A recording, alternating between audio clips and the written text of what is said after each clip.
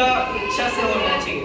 आपके ऊपर कोई प्रेशर नहीं डाल रहा है, कोई फोर्स नहीं कर रहा है कि आपको वो हेल्प करनी है, लेकिन वो करना वो आपका एक मानव के अनुसार वो होना चाहिए कि हमारा वो ह्यूमन नेचर है कि हम किसी को मदद करें। अगर किसी को खून बह रहा है तो आप ऐसे अगर जा रहे हैं रोड पे उसको छोड़ के, तो ये तो आपकी गलती है ना। पहले आप छोड़ना नहीं चाहिए।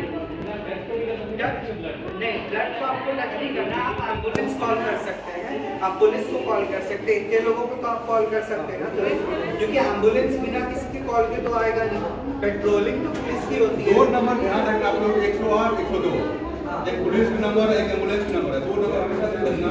जब भी वो बोला कहीं भी कोई किसी को हो रहा है, अगर आपके दिल में जिगरा है, अगर आपके पास खून देख के आप बेहोश नहीं हो रहे, तो आप जहाँ से खून निकल रहा है वहाँ पर आप दबा सकते हैं, वहाँ पर आप प्रेशर दे सकते हैं, कोई कपड़ा बांध सकते हैं उस पर, ताकि वो सीपीआर कर सकते हैं। वो ब्लीडिंग में भी सीपीआर चलता है। सीपीआर का कोई भी कॉन्ट्राइंडिकेशन नहीं है जब तक उस इंसान को सब कुछ खराब नहीं हो चुका है। लेकिन आप कपड़ा उसको बांध सकते हैं। आप देख रहे हैं कि यहाँ से उसका खून बह रहा है या छाती से बह रहा है, तो आप उस पर ये कपड़ा लगा सकते हैं ताकि उसके प्रेशर पड़े, खून थोड़ा रुक जाए, और तब तक एम्बुलेंस आके वो बाकी फिर कर लेगा। तो हर एक चीज़ में स्टेप्स है कि आप क्या कर सकते हैं।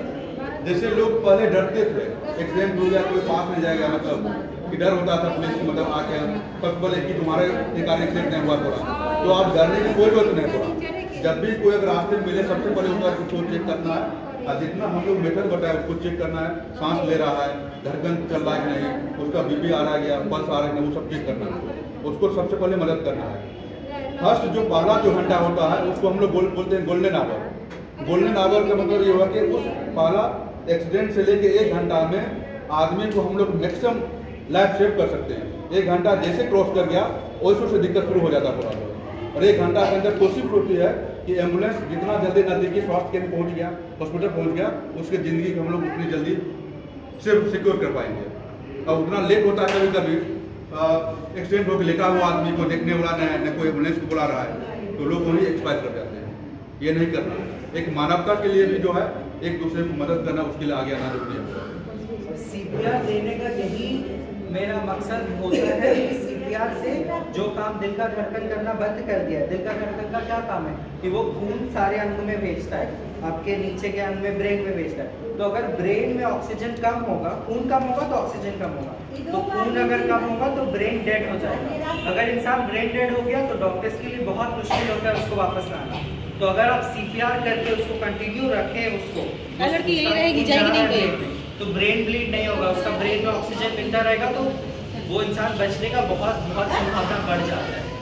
इसीलिए सीपीआर एक ऐसा बेसिक चीज़ है जो डॉक्टर्स के अलावा हर इंसान को आना चाहिए, हर एज ग्रुप के बच्चों को सीपीआर देने का भी तरीका होता है कि आप अपने उंगली से दें ताकि उस पर ज़्यादा फोर्स ना पड़े। अपने दो उंगली के ऊपर रख के उसको आप दे सकते हैं, ऐसे करके दे सकते हैं। तो बहुत सारा चीज़ है जो आपको जानना चाहिए।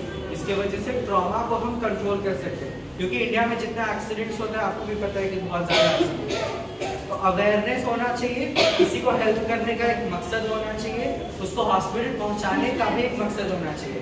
आपको ज़रूरी नहीं कि हॉस्पिटल में सवाल जवाब किया जाएगा, आपसे पैसा मांगा जाएगा।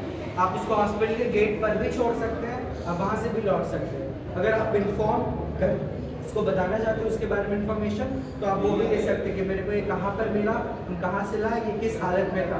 तो ये सब छोटी छोटी इन्फॉर्मेशन डॉक्टर्स के लिए बहुत सहायक होती है। तो हमारा यही मकसद था आज की